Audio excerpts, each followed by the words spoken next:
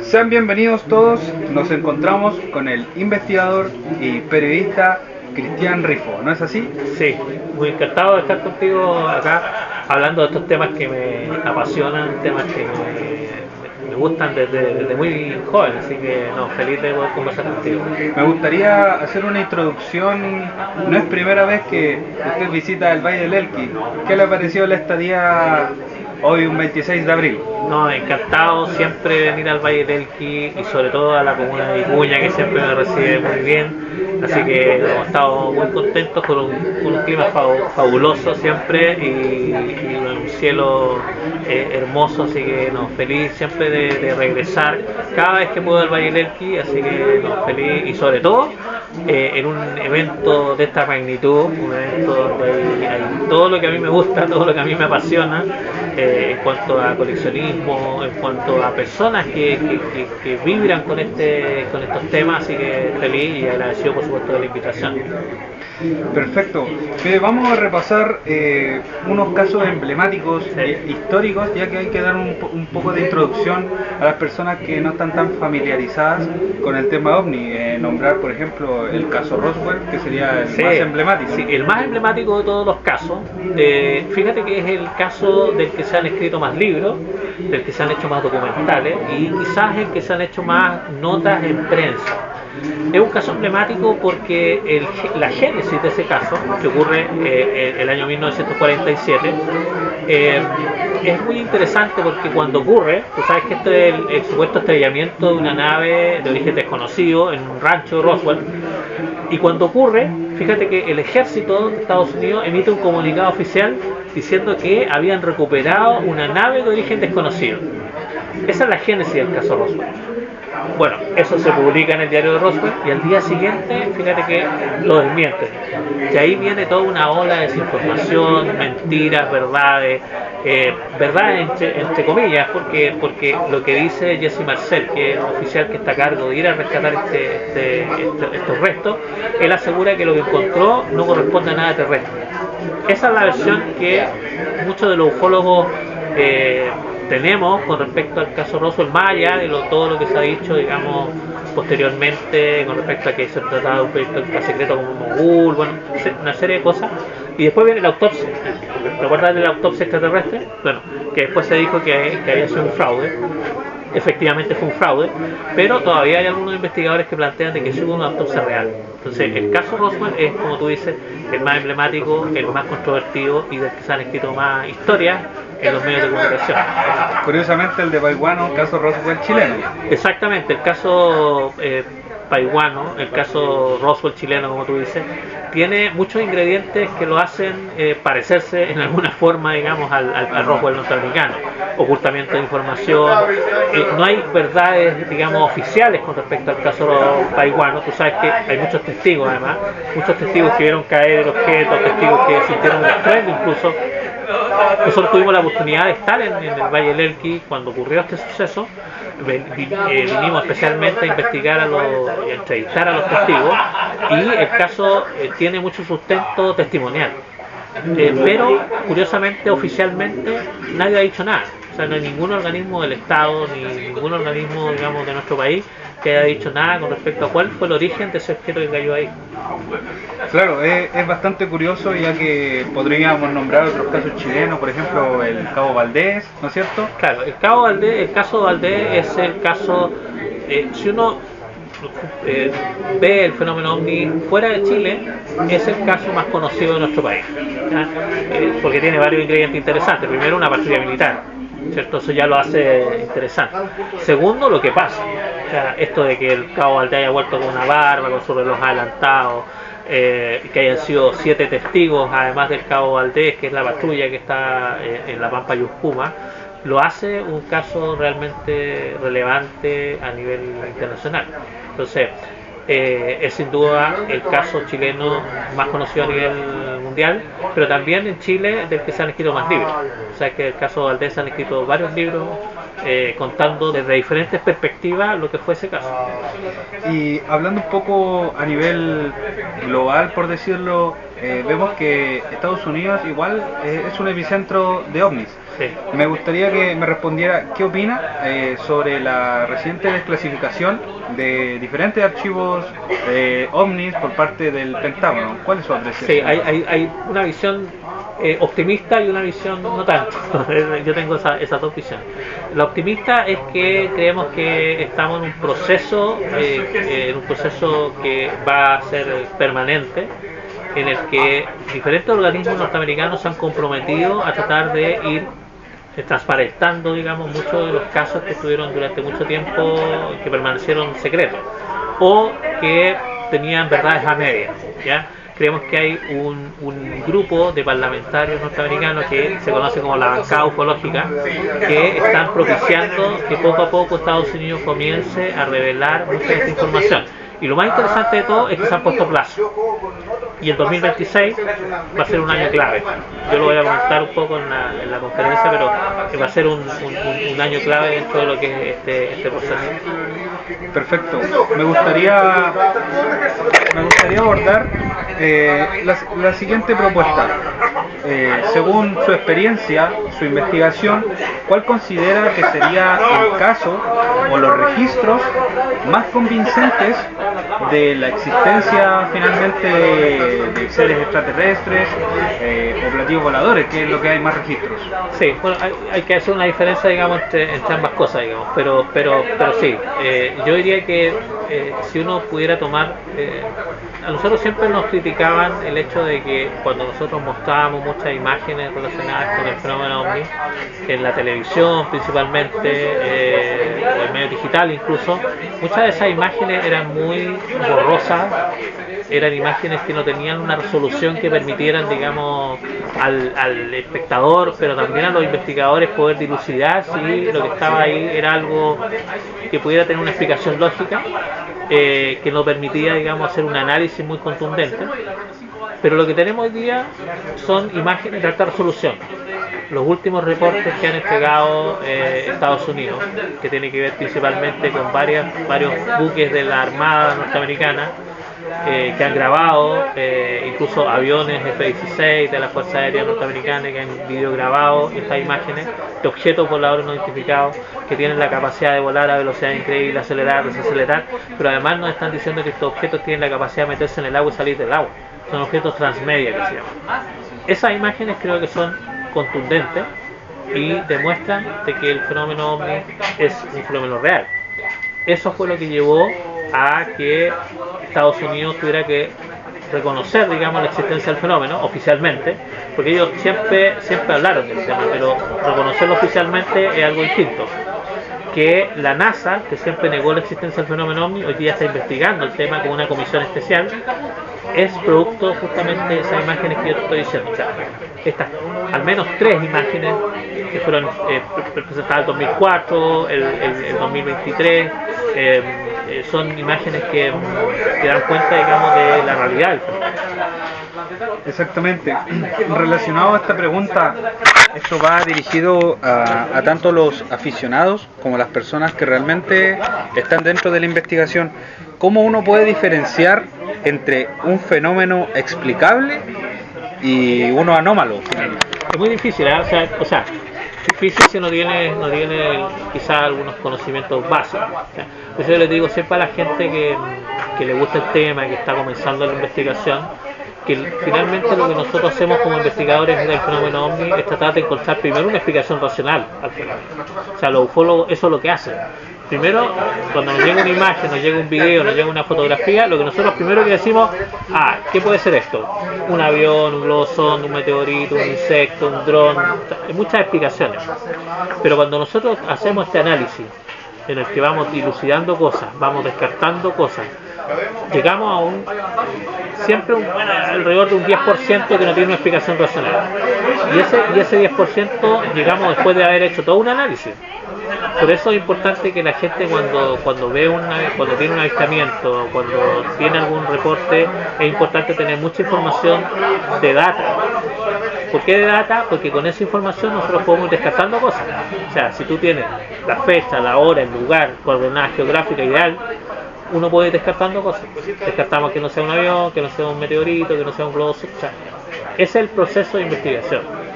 Y después de que nosotros hacemos todo ese análisis, llegamos a esta conclusión de que en un 10% aproximadamente a nivel mundial corresponden a sucesos que no tienen explicación racional. Relacionado a esto,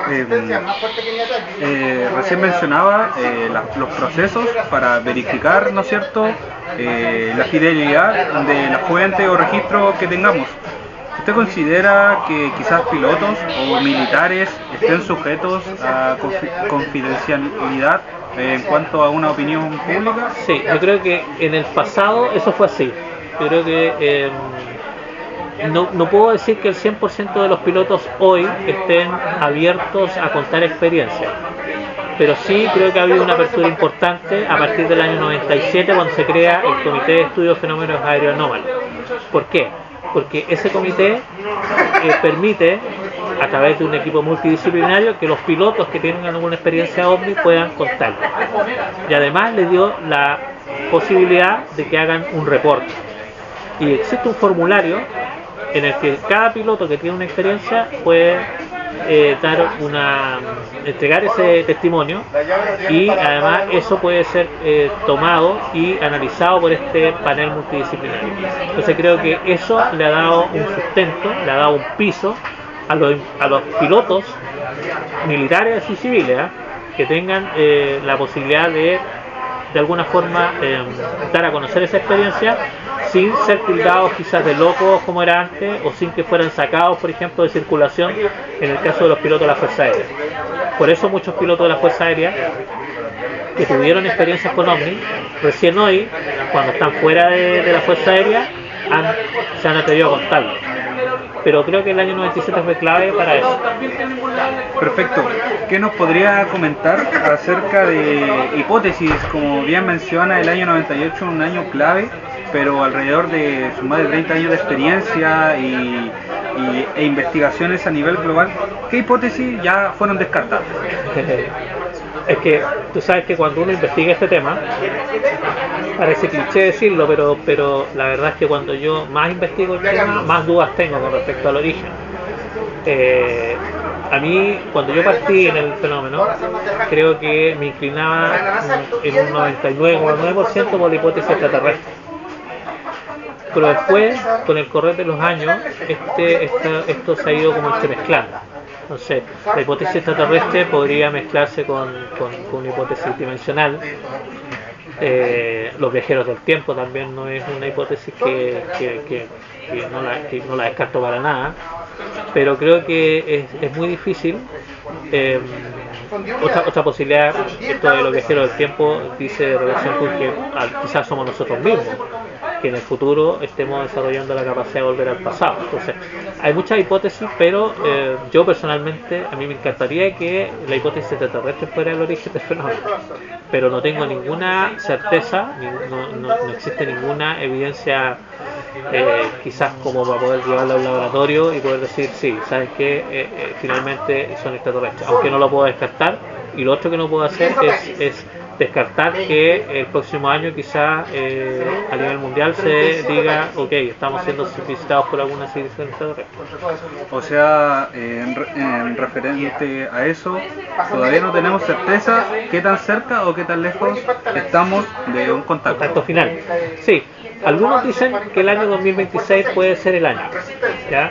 Por todas las cosas que se han dado. O sea, si uno analiza lo que ha sido, y lo comentaba yo hace un ratito atrás con unas personas con las que estábamos conversando, esta semana hubo una conferencia en una universidad norteamericana en la que se analizaron una serie de instancias por parte de diferentes especialistas relacionados con cómo estamos nosotros preparados para enfrentar la noticia de que estemos siendo visitados por una civilización extraterrestre y que quizás esa civilización ya esté presente en nuestra civilización. ¿Qué cosas pasarían? ¿Cómo tendríamos que prepararnos? ¿Qué pasaría con la economía? ¿Qué pasaría con las religiones? ¿Qué pasaría con el diario vivir?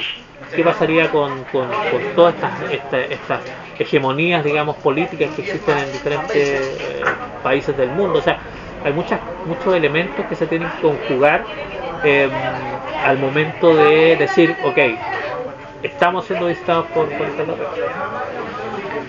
Ya abordaremos en breves segundos ese tema, que no lo quiero dejar de lado.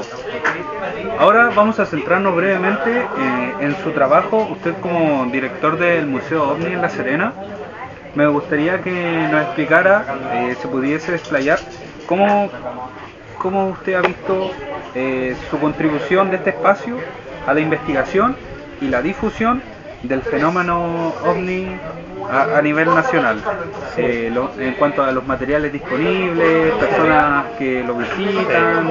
Sí, yo creo que ha sido bien interesante, ¿eh? Ha sido interesante, ha sido duro también porque no es fácil poder montar un espacio, porque cuando yo le decía a la gente, le decía, oye, queremos tener un museo, o sea, ¿pero qué debe tener un museo? O sea, ¿qué tenía un pedazo de una nave? Y lo que tenemos en el museo es la historia del fenómeno. Y creo que eso es importante porque la gente que nos visita se da cuenta de la magnitud del fenómeno. Cuando tú ves reunido en un solo lugar gran parte de la casuística ufológica, no solamente de Chile, sino que a nivel internacional, cuando tú te das cuenta de la cantidad de sucesos que han ocurrido y la trascendencia que han tenido esos sucesos, tú te das cuenta de la real dimensión del fenómeno. Yo creo que ese ha sido el gran aporte, el gran aporte que hemos hecho con el Museo OVNI de La Serena. Tener en un solo lugar para todos los amantes del misterio, los amantes del fenómeno OVNI y los investigadores también que han estado detrás de todo este proyecto, en un solo lugar toda la gran casuística de avistamiento de nuestro país, contada de una manera distinta, porque tenemos dioramas, porque tenemos láminas, porque tenemos fotos, o sea, tenemos una forma, digamos, de presentar toda esa información y eso creo que ha sido agradecido por la gente. Nos han visitado personas de todo Chile, o sea, yo creo que no hay ninguna región de Chile que no haya estado presente en este espacio museográfico. Lo importante es que hoy somos el único museo de este tipo en Chile, reconocidos por el Ministerio de Educación, o sea, somos un museo que tiene un certificado de que somos museo, y eso nos tiene muy contentos. Impresionante. Algo que se me quedó en el tintero, recién nos había comentado que el porcentaje de los casos que tenían explicación era un 90%. 90%. O sea, esta es una estadística que puede ir variando de un año a otro, ¿cierto? Puede ser un 90, algunas veces más de un 90, a veces un poco menos, pero en promedio yo te diría que a nivel mundial y a nivel de Chile, cerca del 90% de los casos que llegan a nuestras manos, y no solamente a las de nosotros, sino que a muchos investigadores, tú sabes que en Chile hay muchas agrupaciones y que reciben este material, que lo analizan, yo diría que el 90% tiene una explicación racional que corresponde a todo esto que te decía yo: meteoritos, aviones, pájaros, incluso insectos que se cruzan por las cámaras, drones. Hoy día los drones se confunden bastante. Y hay otros fenómenos en la alta atmósfera que son muy desconocidos y que se pueden confundir también con otros. Perfecto. Para ir concluyendo esta entrevista, le doy las gracias al gran Cristian Rifo, director del Museo OVNI, ubicado en La Serena, en Peñuela, ¿no es así? Cerquita del lago de Peñuela, en ese sector ahí. Exacto. Mira, queríamos concluir esta entrevista con su opinión en base a todo lo investigado. ¿Cómo usted ve el futuro del movimiento OVNI en Chile?